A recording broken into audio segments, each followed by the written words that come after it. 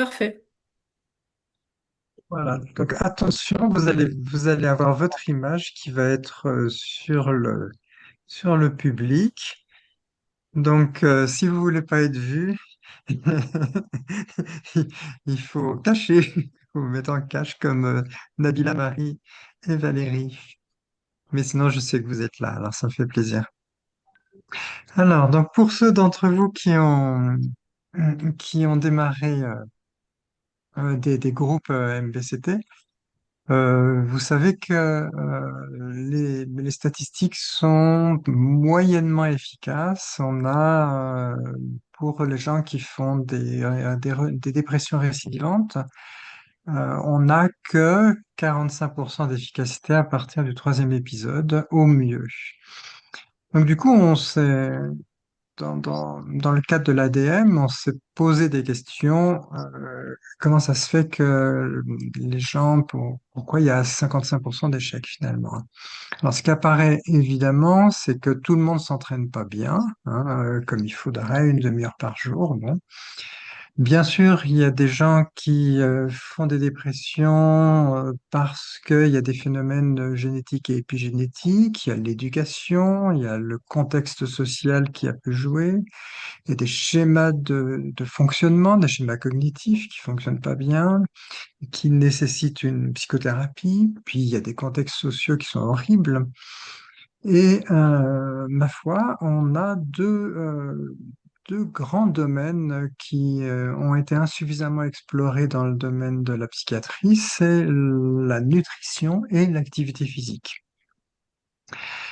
Donc, la psychonutrition, c'est donc l'influence que l'alimentation peut avoir sur notre esprit, sur notre psychisme, sur nos émotions, sur nos cognitions, euh, sur notre mémoire, sur notre vitesse de réactivité, notre fluence, etc., etc. Et, et là, je vais vous proposer d'étudier les aliments qui sont toxiques pour le système nerveux, les aliments qui permettent la constitution du système nerveux, enfin surtout du cerveau, les aliments qui neurofonctionnels, donc qui permettent de faire fonctionner le système nerveux de façon optimale. On va parler de la cause des troubles neurologiques liés à une mauvaise nutrition, qui sont des processus de neuroinflammation et de neurooxydation. Et on va parler de l'axe intestin-cerveau.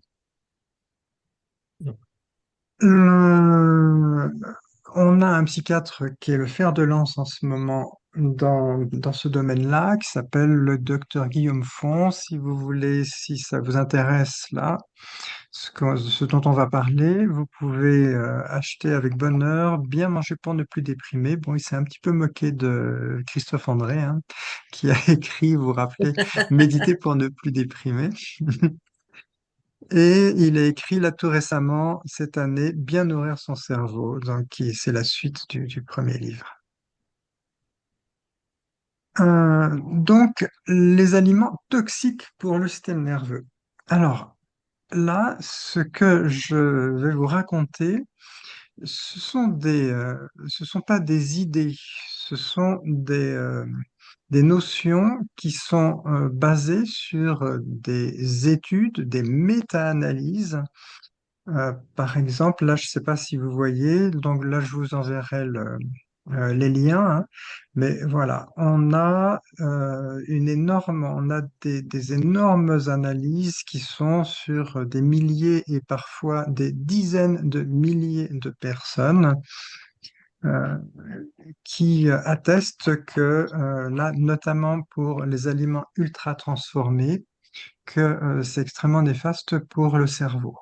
Alors, on sait que c'est pas bien, que ça donne de la tension, que c'est salé, que ça a tendance à donner à faire prendre du poids, à donner du diabète. Mais en fait, on l'attendait pas, mais l'impact des aliments ultra transformés sur le cerveau est plus important que le diabète ou l'hypertension, etc. Donc les aliments ultra transformés, c'est tout ce qui est industriel, hein. C'est les snacks, les nuggets, les chips, les pop-corn. Ce sont des aliments qui sont trop riches en sel, en sucre, en graisses saturées, qui sont pauvres en polyphénol, en acides gras essentiels, et qui ont été transformés de multiples façons. Et on ne sait pas encore vraiment si c'est le soufflage, si c'est l'hydrogénation, si c'est le fractionnement, si tout qui est néfaste, tellement on leur fait subir des processus de transformation extraordinaires, quoi. Donc, globalement, sur ces grosses études, on peut dire que pour chaque tranche de 10% de plus de produits ultra transformés, on a 11% de risque d'anxiété et de dépression supplémentaire. Donc, des gens qui mangent plusieurs fois par jour ce genre d'aliments ont beaucoup plus de risques d'avoir des troubles anxieux et des troubles dépressifs. C'est assez étonnant. Le deuxième aliment, vous m'interrompez, hein, bien sûr, hein. Le deuxième aliment qui est neurotoxique, ce sont les graisses saturées. Donc là, on a une grosse méta-analyse, hein, impliquant 36 000 personnes. C'est quand même c'est pas des études sur 30 rats, hein. C'est des êtres humains. Et là, je vous ai mis une étude qui a été publiée dans la revue Oui. Nature. Mm. Et donc, plus on mange d'acides gras saturés, et en fait, moins on mange d'oméga 3, mais ça, on va y revenir là-dessus tout à l'heure, plus on a des effets délétères sur la santé mentale. Donc, les acides gras saturés, c'est donc tous les sous-produits animaux, c'est les produits animaux et sous-produits animaux, tels que le beurre, le fromage, donc le gras de la viande finalement. Donc, il en faut, hein, il en faut, mais pas trop, hein. Euh, on, on a cherché, bien sûr, hein, le lien de cause à effet. Une étude épidémiologique ne prouve rien, hein. Et il y a eu de multiples études qui ont pu montrer que les graisses saturées... Ah zut, il y a des gens qui se connectent. Je les fais rentrer. On a pu remarquer que c'est parce qu'ils étaient responsables d'une neuroinflammation et d'une perturbation des neuromédiateurs. En fait, par rapport Pardon. à notre... Oui? Les Eh bien, neuromédiateurs, bonjour est-ce que tu Michel. peux... Voilà, donc on est sur la sérotonine, sur la dopamine, sur la noradrénaline, qui Ok. fonctionnent moins bien à cause de cette inflammation neurologique. Alors, je vous expliquerai après, hein. C'est une histoire sur l'axe intestin-cerveau. Et globalement, les acides gras saturés, par rapport aux oméga 3, donc par rapport aux graisses d'origine poisson, et puis au niveau végétal, c'est l'acide linolénique, c'est les huiles de noix, de soja, de colza, de germe de blé, de cameline, etc. Il y en a pas mal. Tous les oméga 3 sont anti-inflammatoires et les graisses saturées sont pro-inflammatoires. Alors, on a besoin des deux, mais il y a un bon rapport à avoir dans l'alimentation et dans notre alimentation, quand il n'y a pas assez d'oméga 3, voilà, il y a une inflammation générale du corps qui est liée aux graisses saturées. Alors, ça donne une CRP, pour ceux qui connaissent cette analyse de sang, qui est pas très élevée, hein, qui est autour de 7, 8, 9, hein. Bon, donc c'est pas énorme, mais de façon chronique, année après année, ça crée une inflammation globale du corps avec plus d'arthrose, d'arthrite, par exemple, plus d'inflammation. Quand on va chez le dentiste, ça gonfle. Quelqu'un qui a beaucoup plus d'oméga 3 dans son alimentation, il va pas faire de cellulite après s'être arraché une dent, par exemple, vous voyez, ou moins, disons. Et cette inflammation, elle va dans le cerveau et c'est ça qui provoque des troubles neurologiques. Le troisième aliment, et là, vous allez le sentir venir, c'est le sucre. Il y a Christine qui est morte de rire. Alors, les sucres rapides, c'est encore des études, c'est pas sur 50 rats, hein, c'est une étude Mhm. énorme sur 18 000 personnes, je sais pas si vous voyez, qui est, attends, je remonte, voilà. C'est une étude qui est parue dans PubMed, donc ça altère la mémoire, ça altère l'hippocampe, voilà. C'est pareil, le sucre, quand il arrive dans l'intestin, il provoque une inflammation intestinale qui va perturber l'axe intestin-cerveau. Et normalement, l'OMS dit on ne devrait pas dépasser 50 grammes par jour de sucre pour rester en bonne santé. Voilà, 50 grammes par jour de sucre, c'est ce que l'organisme est capable de transformer. Après, ça dépend des gens, c'est toujours pareil, hein. Et la consommation moyenne de sucre du français moyen, c'est 95 grammes par jour. C'est la moyenne. Bon, ça veut dire qu'il y a la moitié des Français qui consomment plus de 100 grammes, quoi. Et 100 grammes par jour de sucre augmente le risque de dépression de 28%. C'est quand même énorme. Je sais pas si vous vous rendez compte. Moi, quand j'ai lu, que j'ai regardé de façon détaillée cette étude-là, je suis tombé sur les fesses, quoi. Voilà. Est-ce qu'il y a des questions déjà par rapport à ça? Oui, oui, les produits lactés, enfin, on savait que le lait de vache, c'était pas terrible. Et Oui, concernant les autres laits, le lait de brebis, les fromages de chèvre, tous ces, voilà, alors, est-ce qu'on oui, on a des éléments là-dessus?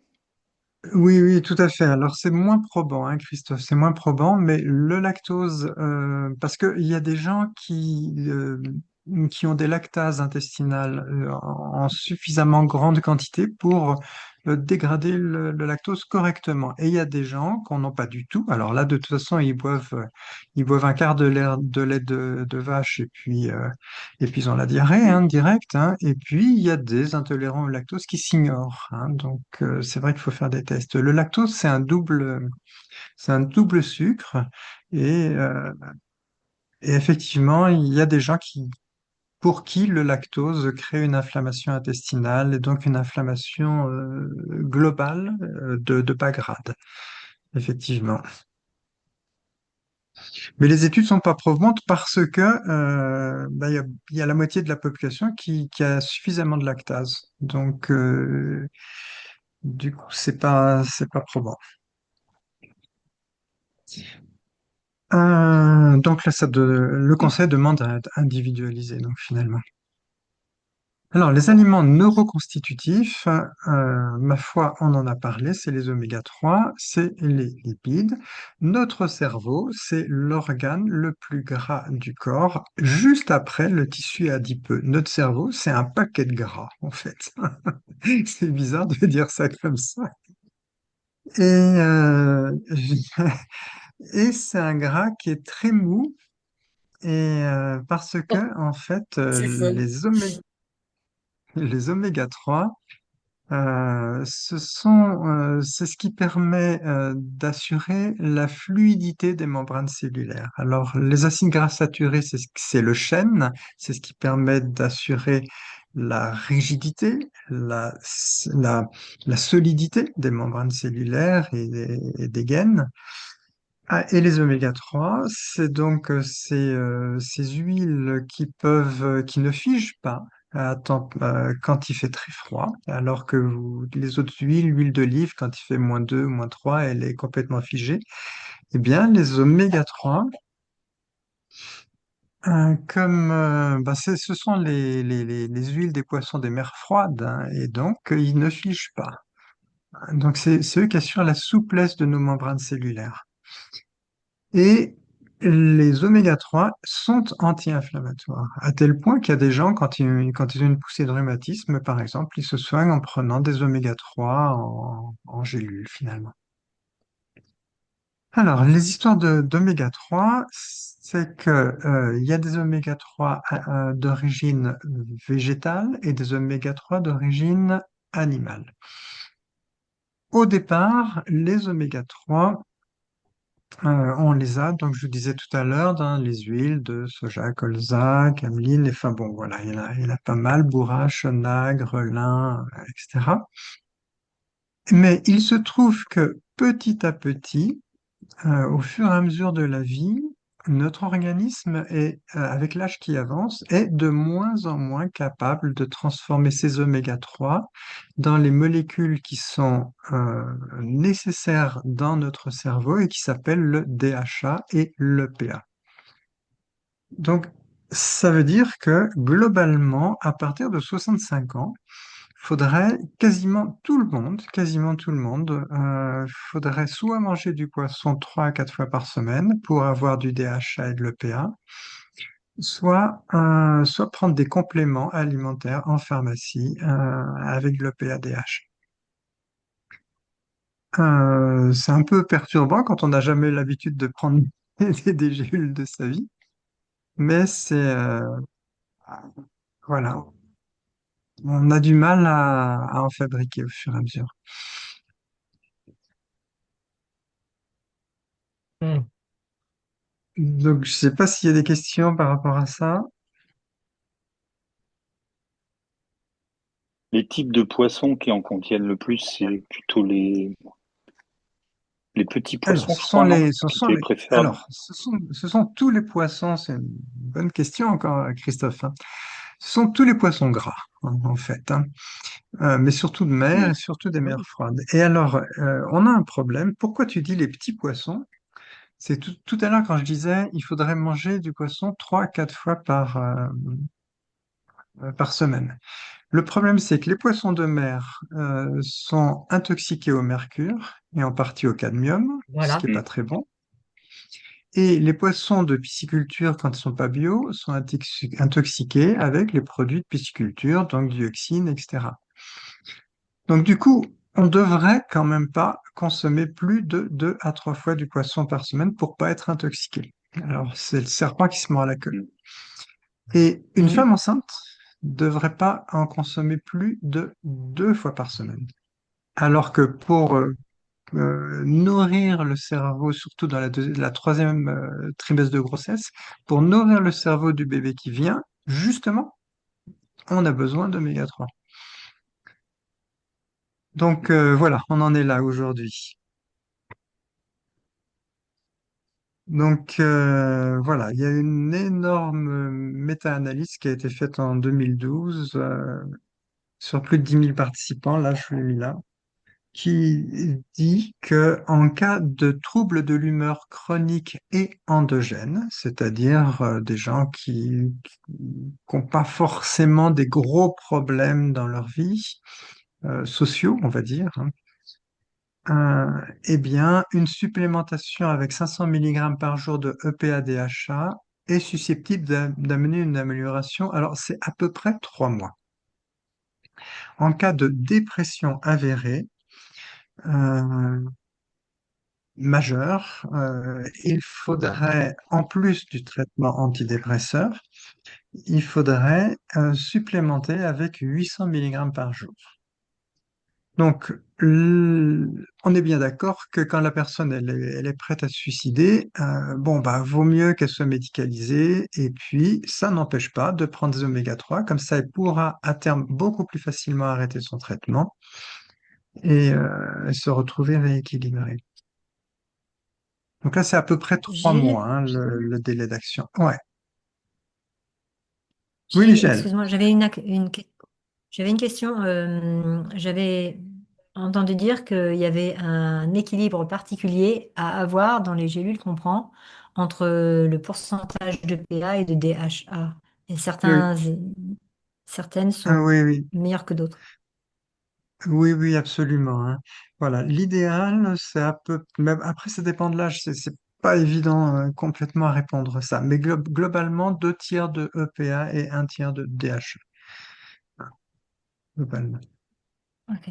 Mais vous allez voir, hein, il faut bien regarder hein, dans les pharmacies la composition hein, des produits, hein.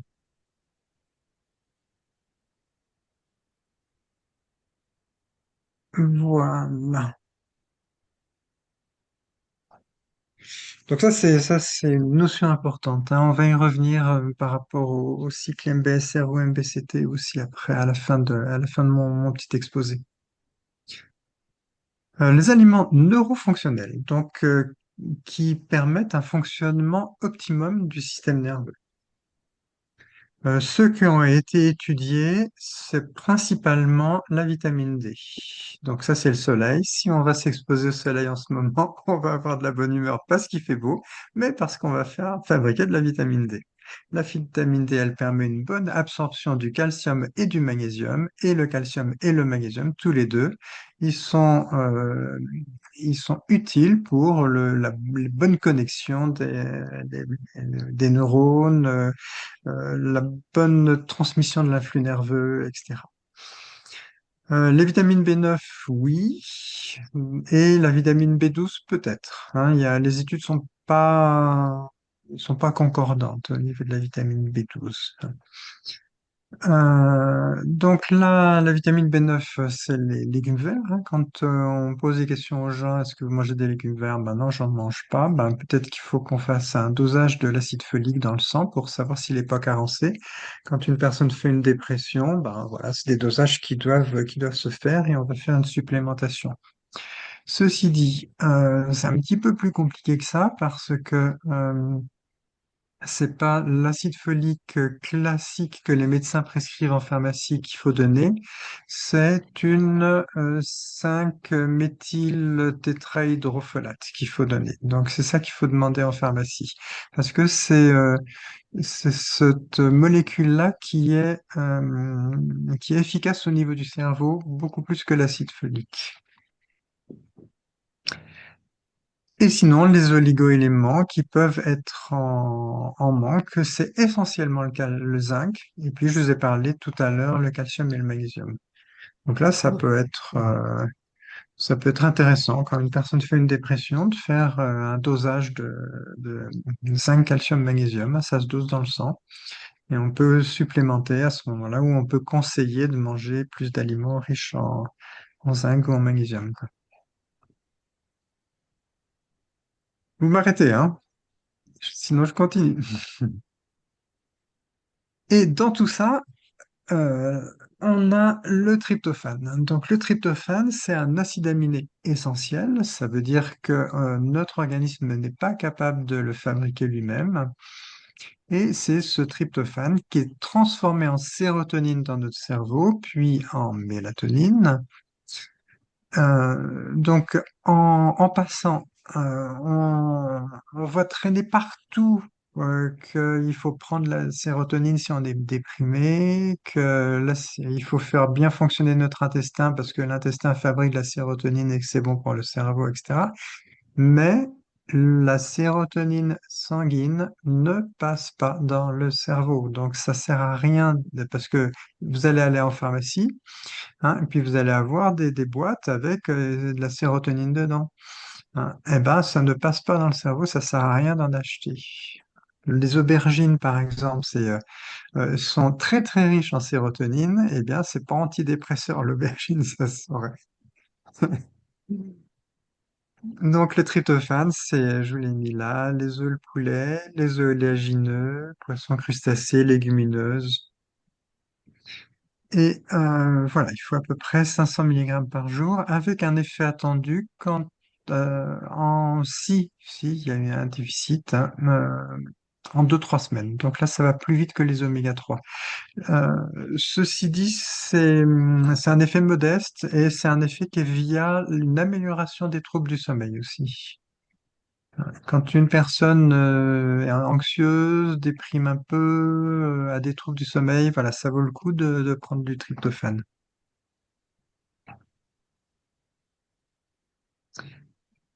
Et donc on en arrive à cette histoire de neuroinflammation.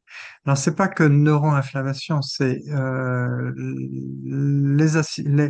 les aliments ultra transformés, les acides gras saturés, l'excès de sucre, et puis d'autres raisons comme le stress par exemple, créent une inflammation globale de l'organisme qu'on dit de bas grade. Hein. C'est pas une inflammation comme quand on a une pneumonie ou on a une CRP à 150. Hein. Mais voilà, c'est de bas grade et mois après mois, année après année, ben voilà, on a ce problème qui se pose. Cette neuroinflammation, elle est parallèle à ce qu'on appelle une neurooxydation. En fait, le corps a un challenge à dépasser.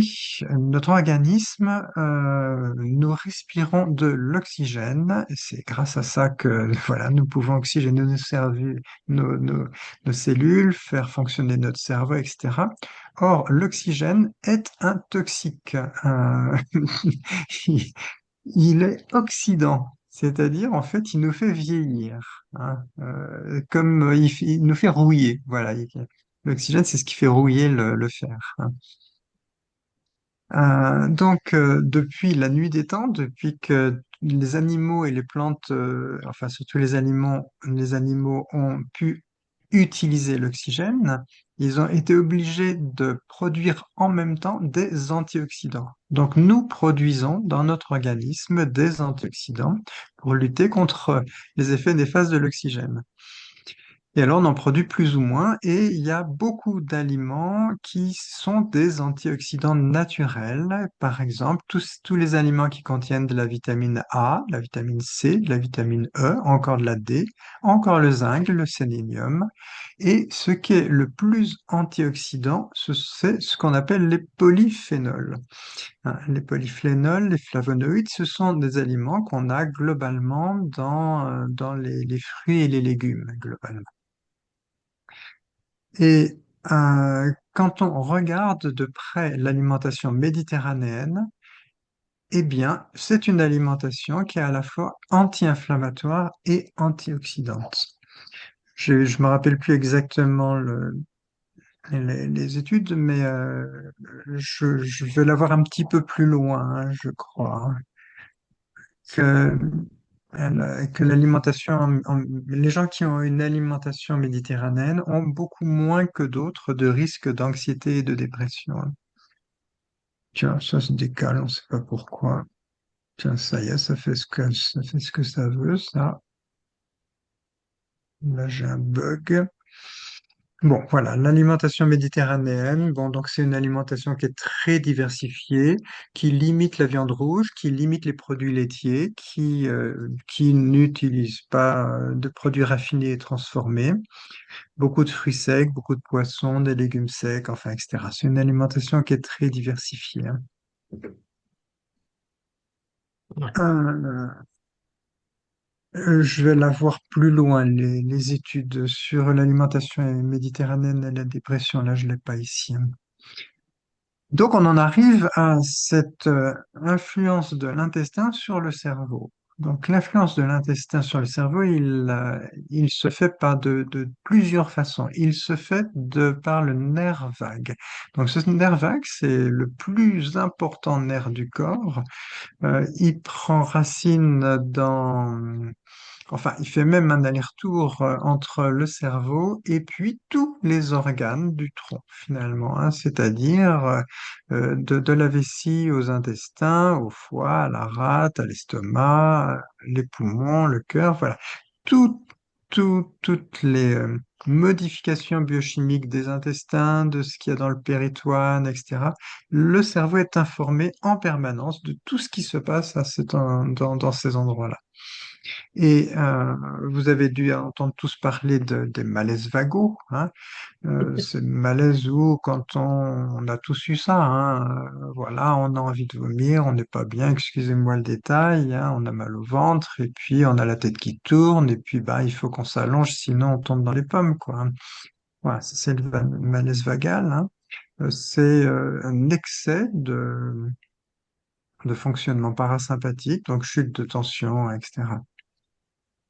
Le cerveau est du coup euh, influencé et informé de ce qui se passe dans notre intestin, donc du microbiote. Le microbiote fabrique des cytokines, fabrique des molécules qui peuvent passer dans le sang, qui peuvent traverser le foie, qui peuvent traverser la barrière hémato-encéphalique et influencer aussi notre psychisme. C'est extrêmement étonnant. Euh, euh, L'inflammation de l'intestin va produire une augmentation de ce qu'on appelle la perméabilité intestinale.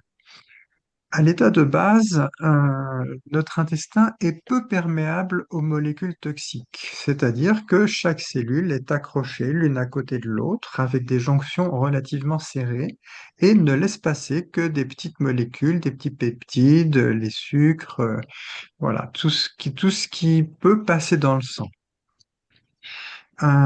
Quand l'intestin est enflammé suite à des prises d'antibiotiques, par exemple, suite à un stress important, parce que le stress fait fabriquer du cortisol et le cortisol augmente la perméabilité intestinale. Quand on fait un effort physique trop intense, voilà, il y a différents facteurs quand on a des allergies alimentaires. Comme disait Christophe tout à l'heure, quand on consomme du lait de vache notamment, alors qu'on a une intolérance au lactose. Voilà, on va avoir une augmentation de la perméabilité intestinale et les molécules qui sont dans l'intestin vont passer beaucoup plus facilement dans la circulation du sang et potentiellement pouvoir monter au cerveau et provoquer des troubles. Il y a à peu près 10% des gens, 10-15% des gens, quand ils prennent un traitement antibiotique, dans les 48 heures, ils se mettent à déprimer ou ils ont des coups d'anxiété, etc. On ne le sait pas parce qu'on ne le demande pas, hein, mais et les gens attribuent ça à une autre cause, on ne le sait pas, hein. Mais ça, c'est parce que ça augmente la perméabilité, ça modifie le microbiote, et du coup, voilà, ça a une action sur le cerveau. Donc, il y a 85% des gens, ça leur fait rien du tout. Et puis, voilà, il y a des gens qui sont sensibles à ça. Des questions par rapport à tout ça? Oui, Daga. Oui, est-ce que les maux de tête, hein, ça peut être aussi un symptôme en cas de prise d'antibiotiques qui peut indiquer cette imperméabilité éventuellement? Oui, alors c'est difficile parce que les maux de tête, c'est multifactoriel. Il y a beaucoup de causes qui peuvent provoquer des maux de tête. Et quand on prend un antibiotique, c'est souvent peut-être qu'on a une infection, on peut avoir de la fièvre, on peut avoir aussi de l'inflammation, tu vois. Là, c'est Donc, dans le cas d'un borréliose. et puis on dort pas bien, donc du coup on a mal à la tête parce qu'on dort pas bien. Donc il peut y avoir plein de causes, hein, c'est pas... Mais ça peut, hein, effectivement. Bon, merci. Euh, Là, je l'ai pas mis là, mais le mal de tête, vous savez, qui se réduit au café et qui se réduit en dormant bien, hein, eh bien, il est lié à une accumulation de toxines dans le cerveau, hein. Dans la première phase du sommeil lent profond, eh bien, on a un processus de nettoyage des toxines du cerveau qui se réalise toutes les nuits et qui se réalise d'autant mieux qu'on a un sommeil vraiment très profond, hein. C'est surtout la première phase et puis des fois la deuxième. Et là, je vais vous le faire en résumé, hein, si vous voulez, on a une production de noradrénaline qui qui se fait toutes les 50 secondes et qui provoque une contraction des cellules nerveuses Et après, il y a une dilatation, ça, il y a une décharge, et il y a une pulsation comme ça de contraction, de décontraction des cellules nerveuses qui draine dans la lymphe qui tourne autour des cellules nerveuses, hein, et qui envoie toutes les toxines dans la circulation générale. Et ça se fait que dans la phase de sommeil lent profond, quoi. Donc voilà, c'était juste un aparté, mais quand on se réveille le matin et qu'on a mal à la tête, bon, ça peut être lié à plein de causes, hein, mais ça peut aussi être lié au fait on n'a pas eu un bon premier sommeil et on n'a pas bien détoxiné notre cerveau, quoi. Vous savez, quand on fait une micro-sieste, hein, on est fatigué, on a la tête lourde, on n'est pas bien, on fait une micro-sieste de 10 minutes, et puis on se réveille et puis Mhm. on a la tête claire. Ben voilà, c'est ça qui se passe aussi. Ouais, c'est Hein, ça. ça se nettoie. On en revient à l'axe intestin-cerveau avec le fait qu'une flore intestinale équilibrée a un effet positif sur notre humeur. Et là, c'est une étude française, une importante étude française, l'Institut Pasteur, INSERM, CNRS. Donc là, je vous ai mis c'est impressionnant, hein. Et donc, globalement, pour avoir une flore équilibrée et diversifiée, eh bien, il faut une alimentation équilibrée et diversifiée. Je m'explique. Euh, Notre flore intestinale, eh bien, elle est composée de milliers de bactéries différentes les unes des autres, qui sont toutes plus ou moins en compétition les unes avec les autres. Et en sous-dominant, on va avoir une flore qui va être là pour manger de la salade. C'est une flore qui aime bien la salade. Et il y a une flore qui aime bien les noisettes. Et il y a une flore qui aime bien les lentilles. Mais si vous mangez jamais de salade, la flore qui aime bien manger de la salade, eh bien, il n'y en a pratiquement pas. Hein, il y en a quelques milliers qui sont cachés dans des coins. Si on se met à manger de la salade régulièrement, eh bien, en 48 heures, cette flore va devenir, qui était sous-dominante, va devenir une flore dominante. Hein, ou alors une flore vraiment équilibrée, elle va être favorisée. Si vous mangez jamais de noisettes, eh bien, la flore qui aime bien se nourrir des protéines de la noisette, par exemple, eh bien, elle sera sous-dominante. À partir du moment où vous allez commencer à manger de la noisette, eh bien, vous allez avoir les bactéries qui aiment bien les noisettes aussi qui vont se développer, etc., etc. Donc, si on veut avoir une flore diversifiée, il faut manger de tout. Et en fait, moi je dis là, le CNRS dit 15 aliments et micro-aliments différents par jour, mais moi je dis 20 et c'est pas si difficile parce que quand on se fait une salade avec avec une sauce salade, rien que dans la sauce salade, hein, vous avez déjà des oméga 3, des oméga 6, hein, vous mettez un petit peu de vinaigre, bah, c'est aussi un aliment, hein, hein, vous mettez un petit peu de curry, un petit peu, vous émincez quelques échalotes, et puis bon, ben voilà, vous avez de la salade. Dans votre salade, vous mettez, je sais pas, ce que vous voulez, un peu de carottes, une petite tomate, vous voulez faire une salade de riz, mais voilà. Et ben avec tout ça, eh ben vous avez déjà, rien qu'avec votre salade, vous avez déjà 10 aliments différents, hein. Donc voilà, c'est ça l'idée, hein. C'est cette histoire de diversification de la flore qui vient de la diversification alimentaire. Mhm. Une Euh, question peut-être? Oui, Brigitte. Ouais. Au niveau quantité, est-ce qu'il Eh y a bien, des pas beaucoup. recommandations? Ouais, Eh bien, pas beaucoup. Pas beaucoup. ok. Si tu veux, si tu manges deux noisettes par jour, ça peut suffire. Tu vois? Ouais, mais- Hein. c'était ma question. Tu vois, t'as un petit pot de tartare d'algues, t'as un petit pot de purée d'amandes, t'as un petit pot de machin, puis t'en prends un petit peu comme ça à droite à gauche. Tu vois, hein. Hmm. Et c'est pas Ok, forcément tous les merci. jours. C'est pas forcément tous les jours.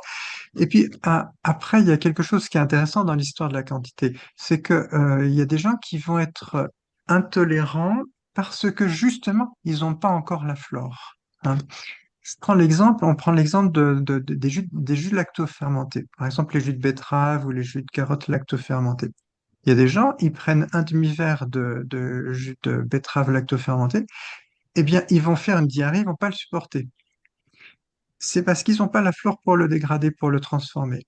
Donc, il faut peut-être commencer justement tout doucement, petite quantité, hein, et puis si ça plaît après, voilà, ça, ça va assez vite, hein. En 48 heures, la flore, elle se développe. Le microbisme intestinal, la moyenne de multiplication par deux, c'est une demi-heure. C'est-à-dire, si vous en avez 100 au jour J, le lendemain, 24 heures après, vous en avez, je sais pas, il faudrait calculer, vous en avez 10 000, quoi. Enfin, même plus, même 100 000, je crois. Non, oui, je sais plus, faudrait... Oui, 100 000, je crois. Du coup, Gilles, on peut réparer comme ça son microbiote sans nécessairement faire enfin, de régime ou même de jeûne. Ah oui, oui, tout à Moi, fait. En fait, ça peut aller plus vite en prenant des probiotiques, hein. Et il y a quelques études qui montrent qu'en prenant des probiotiques au début, ça peut accélérer les choses. Mais on va pas prendre des alors, probiotiques toute sa vie. L'idée, c'est quand même de diversifier, quoi. et les probiotiques en question, c'est à condition d'avoir identifié qu'est-ce qui manque Oh ouais, non, mais comme là, c'est très, très compliqué, hein, effectivement. Ah, non, ouais, ce on qu'on tape appelle les large, quoi. probiotiques, c'est classiquement, c'est l'ultralevure, le probiologue, enfin, c'est toutes ces gélules qui sont riches en cette flore intestinale, finalement, hein. Enfin, qui vont favoriser, alors, c'est des lactobacilles, Mhm. donc, il y a des études qui montrent que ça accélère les processus de guérison. D'accord, ok, merci. En conclusion, voilà, on a une multitude d'études concordantes avec un niveau de preuve parfois majeur. C'est impressionnant. Le niveau de preuve de l'adjonction des oméga 3 en cas de dépression, il est égal ou supérieur à celui des antidépresseurs. Sauf qu'on est d'accord, les antidépresseurs, c'est efficace au bout de 15-20 jours. Les oméga 3, c'est efficace au bout de 3 mois. Mais le niveau de preuve statistique, il est quasiment le même, hein. Et ça, c'est des notions qu'on n'a pas du tout, hein. Donc ça vaut le coup, hein, quand même, hein.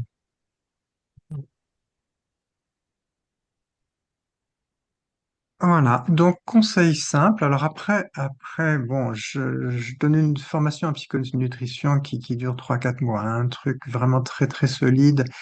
Comment accompagner des gens qui ont des troubles de comportement alimentaire, qui ont des troubles qui ont des problèmes de surpoids, etc. Donc j'ai cette formation-là avec un protocole qui est quasiment le même que le cycle MBSR, que la méditation. C'est-à-dire que en deuxième partie, chacun qui fait cette formation va suivre un certain nombre de personnes et puis, je fais un coaching séance après séance.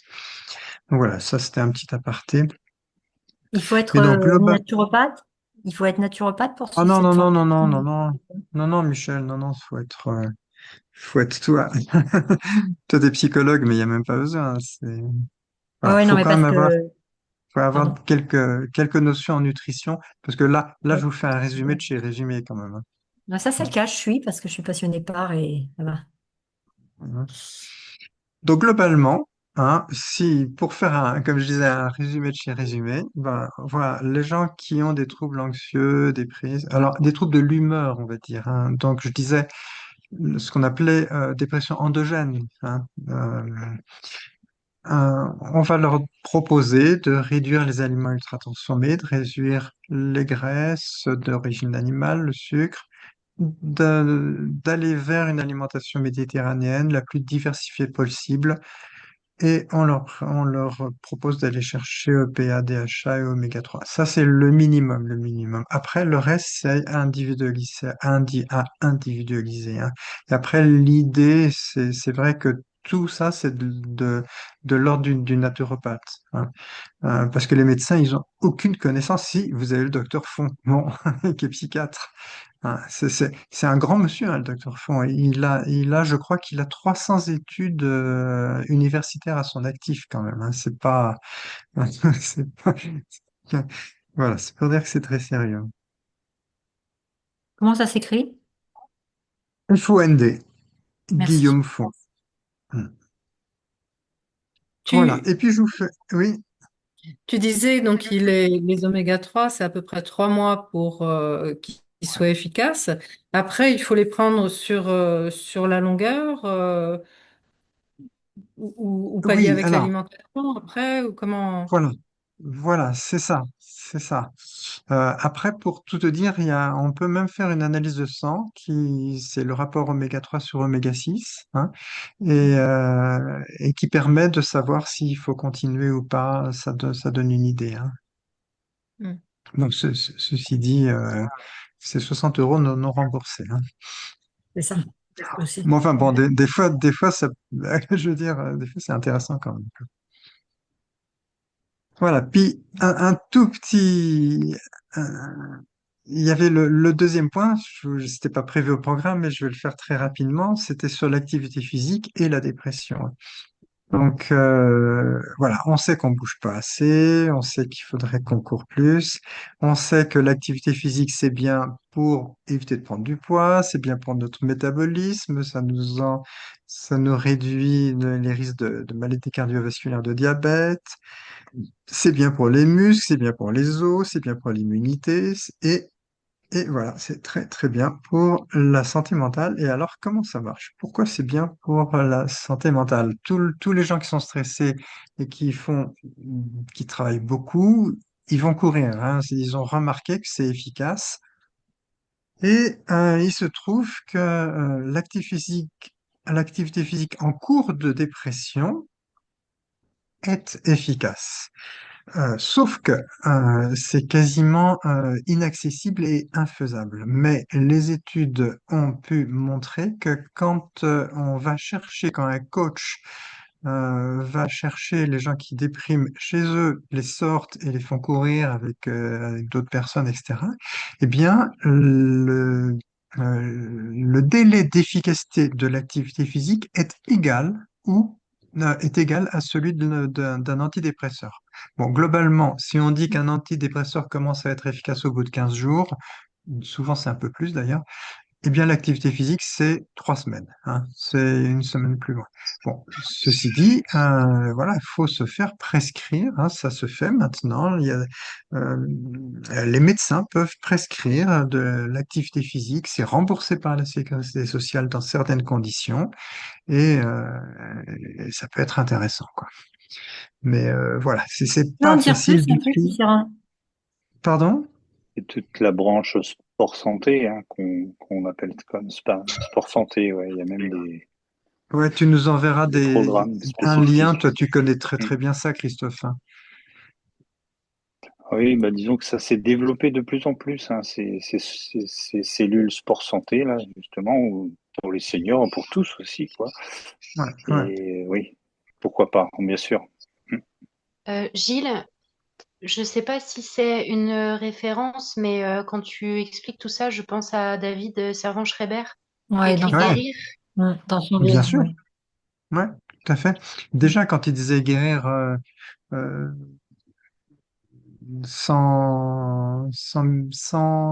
comment il disait, sans médicaments et sans psychanalyse, hein, je crois, hein, c'est ça, dans son bouquin Guérir, hein, il disait déjà ça. Ouais. Donc c'est quand même, ça fait bien 20 ans, ça, hein, plus que ça, même 25 ans. Ouais. Ouais. Mais la Euh, prescription d'activité physique, elle se fait de quelle façon? Les médecins prescrivent, il faut aller ils voir son disent médecin. bouger. Ah ouais, il faut Mhm. aller voir son médecin. Il prescrit ça. Après, il y a des centres qui sont agréés par la sécurité sociale. Il y a des professionnels de santé qui sont agréés. Et voilà, ça peut se faire. D'accord. Comment ça se fait que ça marche? L'activité physique oxygène mieux le cerveau. Elle rééquilibre l'ortho et le parasympathique. Elle rééquilibre la cohérence cardio-respiratoire. L'activité physique augmente les sécrétions d'endorphines et de sérotonine et notion qui apparaît depuis un an ou deux, donc tout récente, peut-être un peu plus, 3-4 ans. L'activité physique facilite la neurogénèse, c'est-à-dire la création de nouvelles cellules nerveuses qui sont censées ne pas se multiplier à l'âge adulte. Eh bien, l'activité physique facilite la neurogénèse, notamment dans l'hippocampe, parce que elle augmente la sécrétion d'une molécule qui s'appelle BDNF, donc Derived Nerve Factor, donc une molécule dont le taux est réduit dans la dépression et qui va revenir, qui va remonter au moment de l'activité physique. On a des modèles neuropsychologiques d'explication, donc au niveau cognitif, ça va mieux. L'activité physique permet d'augmenter d'elle-même, sans faire de méditation, les niveaux de conscience. Elle permet de réduire les biais, elle permet de penser plus positivement, d'avoir moins de pensées négatives, et elle augmente le sentiment d'efficacité personnelle, l'estime de soi, et puis il y a tout l'aspect social de l'activité physique. Donc voilà. Et donc, en conclusion, pour que notre Juste une petite cerveau... question sur la... Oui, Brigitte. Oui, là encore, une question de quantité. Il y a beaucoup de controverses sur le minimum. Est-ce que c'est 20 minutes d'activité par jour? Est-ce que c'est tous les jours? Est-ce qu'on a des données là qui sont quand même Oui, fiables? en général, les études, c'est une demi-heure, 3 fois par semaine. Une demi-heure de course à pied, voilà, trois fois par semaine. Maintenant, maintenant, ça, c'est les activités cardio. Mais les activités de renforcement musculaire, de mobilité, de souplesse, elles ont aussi été étudiées et elles ont aussi une certaine efficacité. Mais les activités qui augmentent la neurogénèse, c'est essentiellement les activités cardio. Hein. Et puis, bon, j'ai mis là aussi les activités mindful, et j'ai mis dedans le tango argentin, le rock, toutes les danses où on est Oui, obligé de ah oui. suivre son partenaire de façon, on peut pas penser à autre chose, on est obligé de suivre son partenaire. Ouais. On a le tai chi, le yoga, on a l'escalade, et il y en a un qu'on n'attendait pas, le biathlon, les activités mindful. Ah. Et Christophe, il nous expliquera pourquoi. Pourquoi c'est mindful le biathlon? Concentration. Oui, oui, tout à fait. Après, je rejoins ce qui a été dit, 3 fois 30 minutes. On dit, pour que le cardio se mette bien en marche, on doit pouvoir parler, mais pas chanter. D'accord? Si on peut chanter, c'est qu'on met pas assez d'intensité. Donc, il faut aller en mettre un petit peu plus. 30 minutes, 3 fois par semaine. Oui, c'est Voilà. ça. Et passer un certain âge quand on peut plus courir, on fait quoi? C'est ça. Oui. Marche rapide aussi, ça peut le faire aussi, hein. Avec des bâtons, pourquoi pas, permet Oui. de faire Donc travailler après, le haut c'est du corps aussi. oui, oui. La marche, comment c'est la marche avec les bâtons où on fait vraiment bouger les bras, Nordique. Nordique. la marche nordique, la marche afghane aussi. La marche afghane, c'est très bien. Hmm. Mm.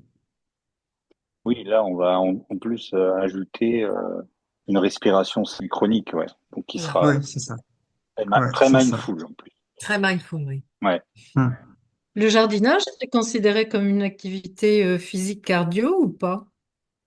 Pauvre, ça dépend. Ça dépend ce qu'on fait, Ça non, mais dépend pas de trop quand même. l'intensité que tu vas Pas mettre. trop. Ouais, voilà. Mm. Si on bêche tout le jardin, oui. Quand Ouais, tu quand bêches, même. quand tu bêches tout le jardin à coups de fouet, ça doit, oui.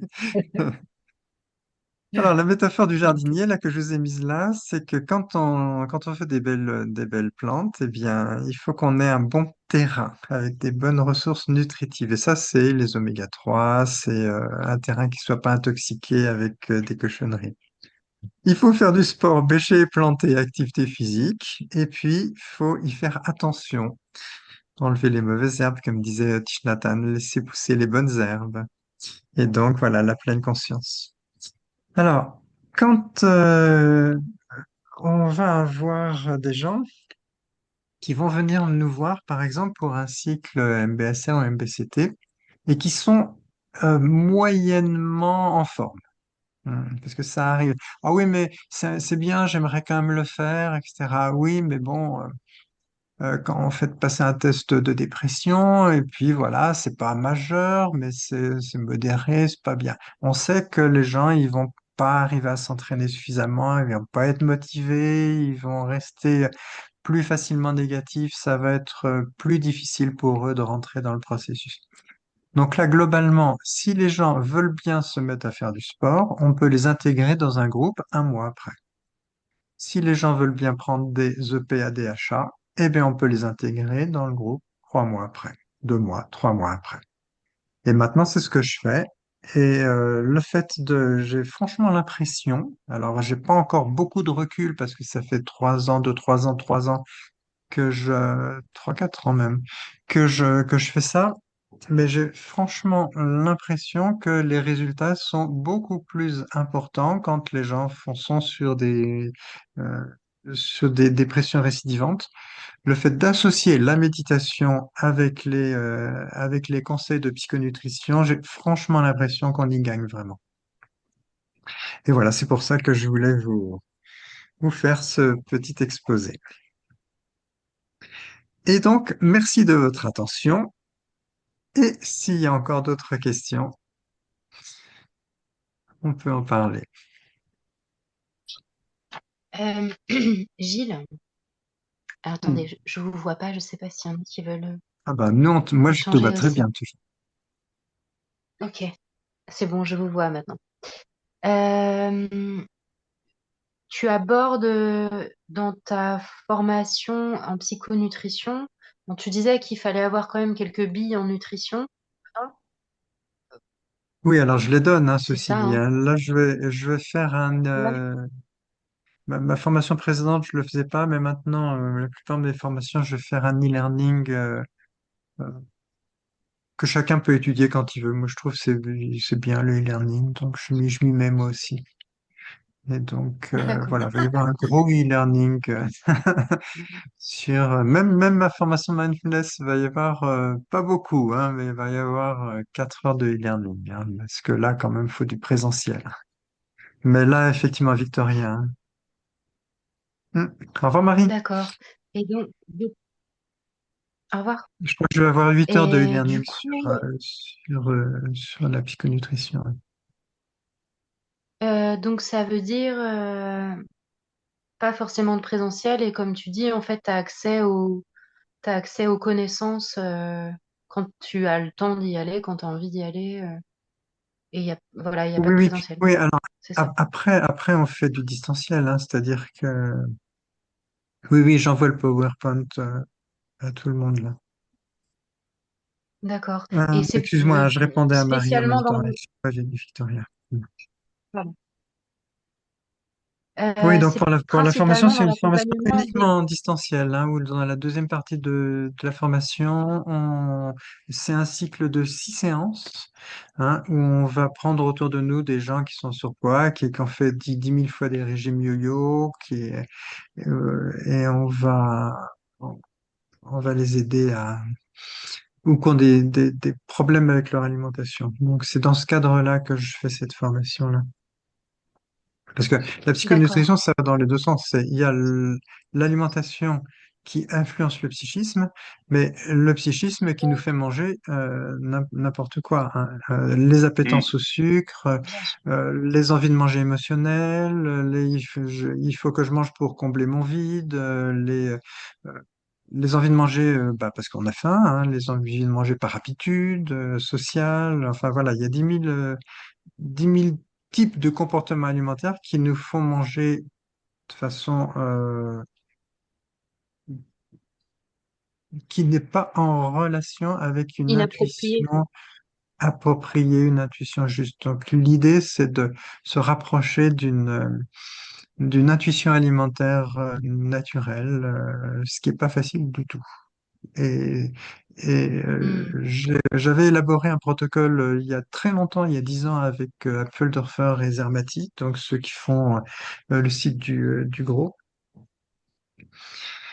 Et depuis quelques années, voilà, j'ai mis ça en place. C'est un accompagnement sur 3 mois. Donc 6 séances sur 3 mois, une séance tous les 15 jours. Donc voilà, pour ceux que ça intéresse, voilà, on va faire ça.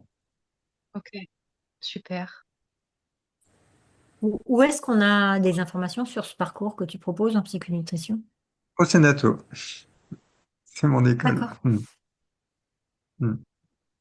merci.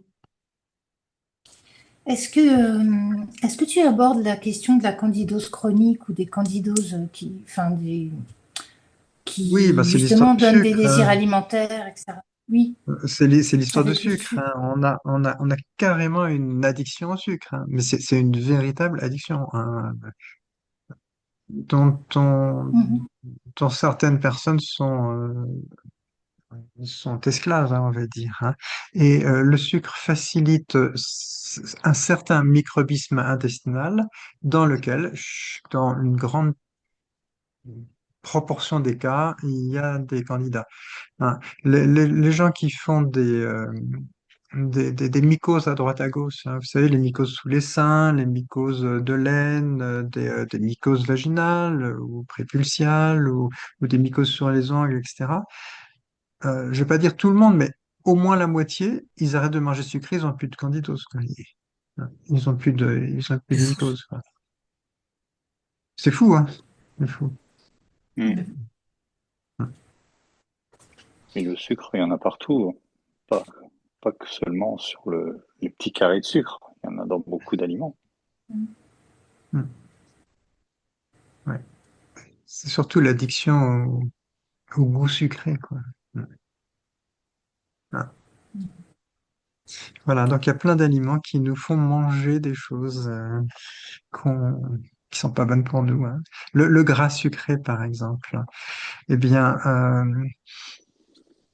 quand quelqu'un est bon, euh, quelqu'un va être nourri par une sonde gastrique, eh bien, on lui envoie dans l'intestin, sans que ça passe par la bouche, on lui envoie dans l'intestin un produit gras sucré, et en 10 minutes, il a envie de manger gras sucré.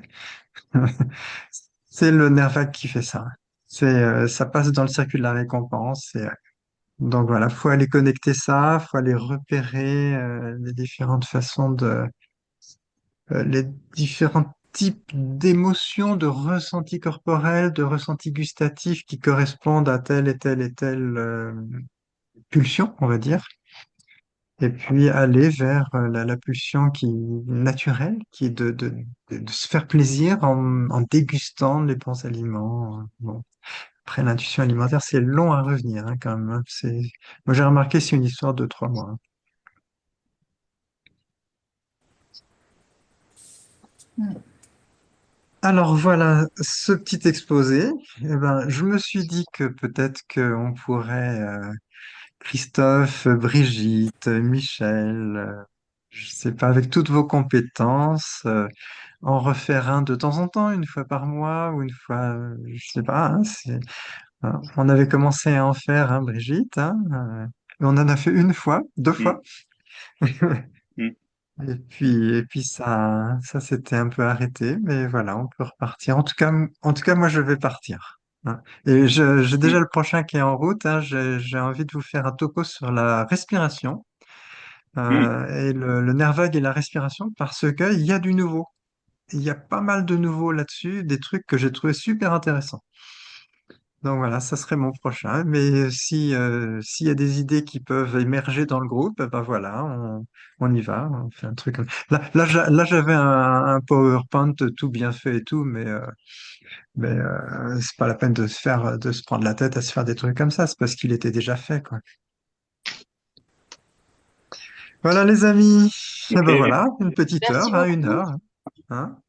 Ça me fait plaisir de vous voir, Nathalie, Daga, Michel, Bah Brigitte, oui, moi Christophe, aussi. Laurence. Nous aussi. Laurence de